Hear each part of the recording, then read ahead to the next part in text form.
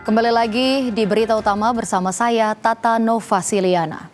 Saudara, kecelakaan rombongan wisatawan asing terjadi di jalur wisata Gunung Bromo Probolinggo, Jawa Timur Sabtu sore.